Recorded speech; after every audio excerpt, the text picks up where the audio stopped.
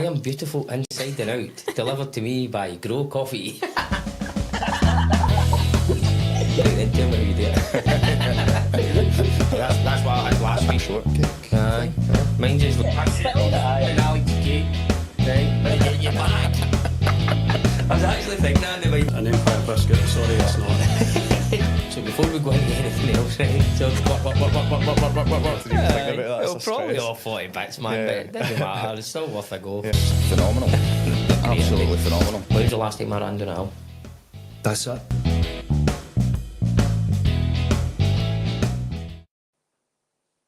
Hello LinkedIn, and it's me, Audrey Duckworth, not Jamie today. So welcome to the Live Lunch Show. I'm here today with Evan Williamson. Hi Evan. Hello. And I am standing in for Jamie, who hopefully is now flying off somewhere lovely for his holidays. So you've got me this week, so don't adjust your sets. And hopefully I can do Jamie some justice, although I don't know if I'm quite as chatty as he is, but I don't know, I'm not sure in that one. So before we get into today's show, I'd like to say thank you, as usual, to our fabulous sponsors, Bold Mango Media. Thank you so much, Andrew. There he goes. Everything's going well, Evan. They can hear us. We're okay. And also our sponsors, Grow. So what have we got today? Cake-wise. So I've got my Empire biscuit the size of a dinner plate. I asked Evan earlier what he wanted, and he was like, absolutely the Empire biscuits, because I think you've seen them in the show, haven't you? 100%. I'm an Empire biscuit connoisseur at this rate. I know, they're brilliant. And I have an amazing caramel tart here, so I can't wait to have a wee munch of that later on.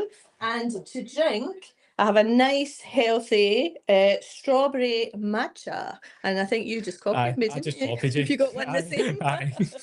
Brilliant. So thanks everybody for joining us. As you know, we like to do this show to explain benefits that we can see for other businesses. And one of the things that we know good new folk to replace that brilliant technology and engineering background that we have in this country. And young apprentices are something that we really value within AILSA, but also within the industry as a whole. So I'll introduce Evan. You're actually part of our team at AILSA. So it's really nice to have you on. Thank you for coming. Oh. And Evan is one of the apprentice reliability engineers at AILSA, and it will be really useful, I think, for other businesses to hear about, you know, where you started, what your background is. It's really important that we look at young talent within the sort of engineering sector as a whole. So it'll be great to hear some insight from you. And I don't know much about what you do either. I just know that he's brilliant, of course, like all our team members.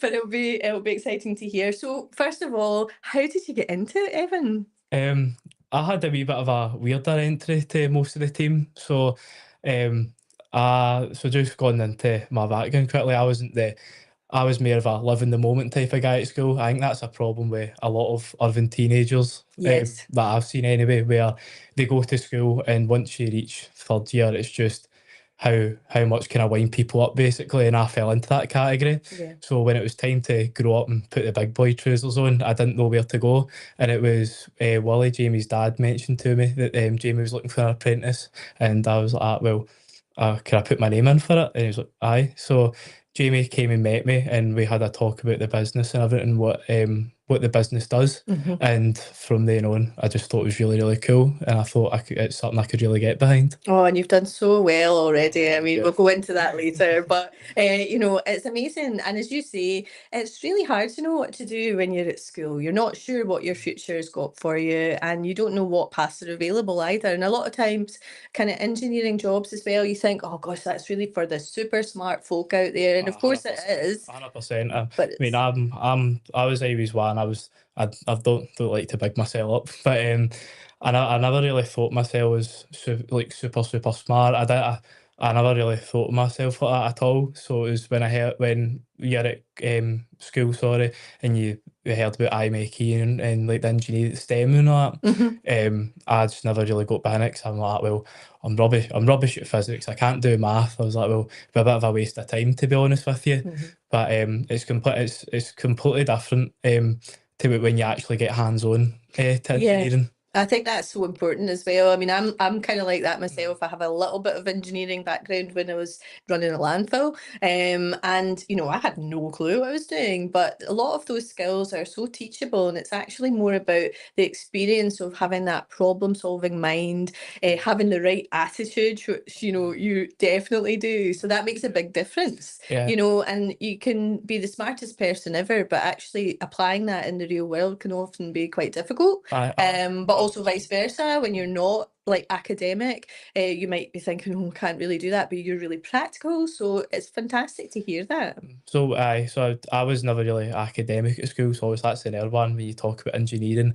A lot of engineering early doors is taught about like math and physics and that, and I was rubbish at that, to be honest with you. Me too. But I think that's something that like teenagers that are looking to get into engineering need to realise as well. It's you might not have the best mathematic background or anything like that, but if you're good hands on, then that can carry a lot of the way. As long as if you have like one or the other and you want to apply yourself, there's Yeah. always a way into engineering. Yeah, that's brilliant. And so what's the course that you started then as an apprentice? So my college, sorry. Mm-hmm. Yeah, so at college I started with my NC for electrical and electronic engineering. Okay. So that was more of an introduction just to get a feel for everything, get a sight at some of the things that I might be doing on site and everything like that. Mm-hmm. That was a lot of math. That was a hard course when I first started. But yeah, once I got used to it, it was all right. So then after that, I dropped into the PO level just to get a bit more hands on, which I loved. So I'm love learning hands on more. That's more effective for me. Yeah. So the PO was brand new, and I'm currently doing my HNC in electrical engineering. Fantastic. And you're working alongside, obviously. Yeah. So what's your day-to-day job like? What do you do? So I'm basically monitoring the health of machines just to save clients money. Is the main goal. Yeah. So I test a array of different types of machinery from wee small pumps to like big agitators and just monitor how they run, how well they're running, and if there's any problems with them that needs reporting, I'll report back to the correct people. Brilliant. And do you think that that runs really well with your college course? Like, is the work you're doing in a day-to-day job sort of aligning with what you're learning at college? And does it fit together? Do they help each other? I think it's some parts. I'm more mechanical on site, and I'm like mechanical hands on. But then when I'm at college, I'm learning electrical. So it's kind of like I'm kind of dipping in both the bags type of thing. But I think it is really well aligned because although I'm getting the mechanical knowledge, I'm also getting electrical knowledge as well. So it's good as well. Obviously, when you're away from work, that from a day release where you can kind of switch your brain off from all your work stuff and you can start focusing on the college stuff. It's good to just switch your brain off for the work stuff once in a while. Yeah, and I think that must be a real challenge as well. How do you balance like the work and then also your college? No, not very well. Well, that can't be true because you're doing really well. I try my best. It's a lot of I love my job, so anything that I can do out of hours to help, I'll obviously do it. That comes as well with the college, so it's a lot of out of hours working, just start studying that. But the end of the day, it's not like I'm studying for nothing. It's not like I'm gonna get to the end of my course and not get anything. So I'm always studying to like better myself, and That's brilliant. I know, and that's exactly it. If you can find something that you really enjoy, then you find that actually the studying element of that and the learning is something that you really want to do. It doesn't become a chore like when you're forced to do subjects at school, perhaps that you don't really like. But this is something that you've chosen and it's your everyday life and it just becomes, what you do. So that's interesting. You love your job, clearly. Yeah. But what is your favourite thing about your job? Do you know? Favourite thing. The night suit. The nights out are very epic, to be fair. We've been dancing till 2 o'clock in the morning sometimes. Christmas night out. I think it's just mainly I love I think the main thing I love about the job is the fact that so it sounds a bit sad, but like I'm seen by people that are like high up in other companies.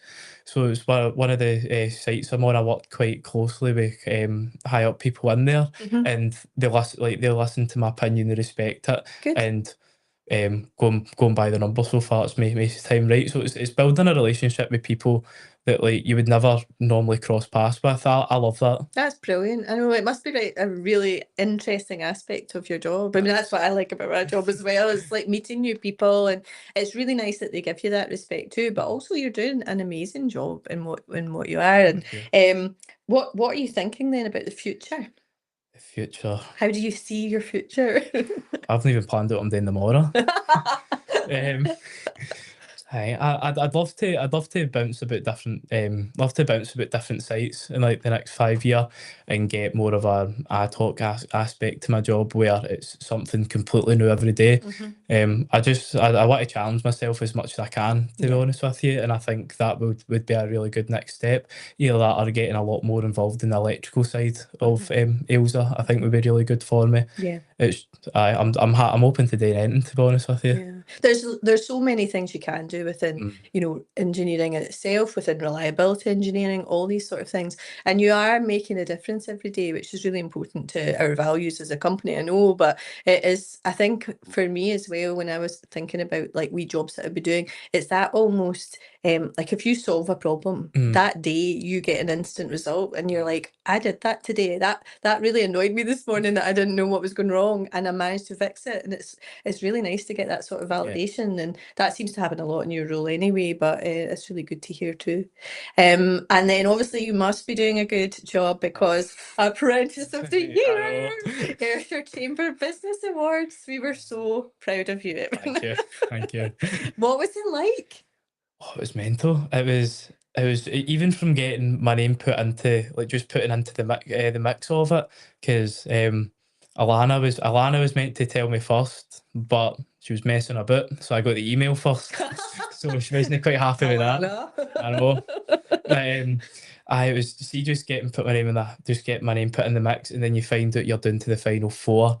It was brilliant. I can't even like tell you how happy I was, and then to go do all the media for it as well. That was the most nerve-wracking part. What did you have to do? So it was an interview with some of the chambers people, then doing an interview on the side for like the big screen, just tell them about me. Then some nice photos of me on site, which Kyle Patterson kindly took for me. Oh, shout out to Kyle. Brilliant. And then at the chamber, obviously they assess everybody, and there were some brilliant finalists this year. They were so good. And then you go for the awards dinner, and were you thinking you were going to win, or how did you feel? No, I did not think I was going to win. I was really, really nervous. So when we went in the door, me and Wally made a beeline for the Prosecco. I was like, I'm if I get in the stage, I'm gonna have a panic attack at this rate. So I was like, straight for the drink. So we're sitting there, and it was the four names were like, they were all brilliant in their field, and I never really thought I was going to win, but just hearing my name getting called was brilliant. Honestly, and Jamie was telling me he nearly had a tear in his eye and everything. Oh, I did too. I was sitting at home and I was watching on LinkedIn actually. The chamber kept putting up the award winners, and then yours was quite near the beginning, and I was like waiting, and and it came up as you, and I was like, yes, jumping around the house and everything. It was brilliant. I know. So that was even from afar. So so being Apprentice of the Year, what does that mean to you? It means a lot more than I think a lot of people could view it as it's just an award, but for me it's everything. For the background I had and everything like that, it's just some of the things I've had to like overcome to get to the point. I mean, it's been brilliant. I couldn't thank Jamie Arcane or the rest of the team well enough, because without them there, I wouldn't be in the position I am, the training and that I've got and the opportunities I've been given. So although it might just say my name in the award, it's really a team award. That's so nice to hear that. But also I would say, Evan, that is a good example of exactly why it's important to invest in young people, because there's so many folk would just write somebody off and not think, that it's important. I don't want to have an apprentice in my business. I want a fully formed person who's gone through their credentials and all the rest of it and have experience. But actually bringing somebody in who, you're starting out your career not really knowing, am I going to be good at this? Is this something I'm going to want to do? And then you've brought so much value to our business as well, because you are becoming such an amazing engineer. And then that, is helpful to our customers, it's helpful to our business, it's helpful to the area as well. It's part of that, community wealth building part as well, that we're giving jobs to people in the local area, which I think businesses really appreciate and should do more of. So if you were thinking of a business just now, what would you sort of say to them if they were thinking about bringing in an apprentice? I think everyone in life deserves at least an opportunity to try it. It might, like, if maybe you bring an apprentice in and they are like, it's maybe the business isn't for them, but I think everyone does deserve an opportunity, because it's even I've seen it recently, like even before Ailsa try to get apprenticeships a nightmare. It's a lot of one-man bands about the now. But I think young people, they deserve an opportunity to at least try and prove themselves, because even when you looked at me in paper coming out of school, I wasn't anything special. But I just feel like we should just give people the opportunity. Great, that's fantastic. And then also on the flip side, then, if you were a young person just now, how would you tell them, how do you get into it? What do they do? Well, when I got into it, it was right now it's more so of who you know. Yeah. And I think when businesses put themselves across a wee bit better with the recruiting of apprenticeship side better, I feel like a lot more young people will want to get involved. Yeah, Ailsa, we quite often attend these chamber events, Yeah. or perhaps there are these sort of, I don't know what they call them, but it's like when the businesses go into schools and have like a cluster event or something like that, which I think could be quite useful as well, because if you're at school and you're wondering, oh, what does that business do? But they're local, just have those conversations and start to meet people. As you say, it's kind of word of mouth as well, isn't it? So It gives an introduction to our business as well, and the job type that we do, because when I'm saying my job title to people, like, what's that? I know. So it does get the message across of who we are and what we do. Do you know many reliability engineers? Or Just the ones I work with. I know, me too. I know there are others. Aye.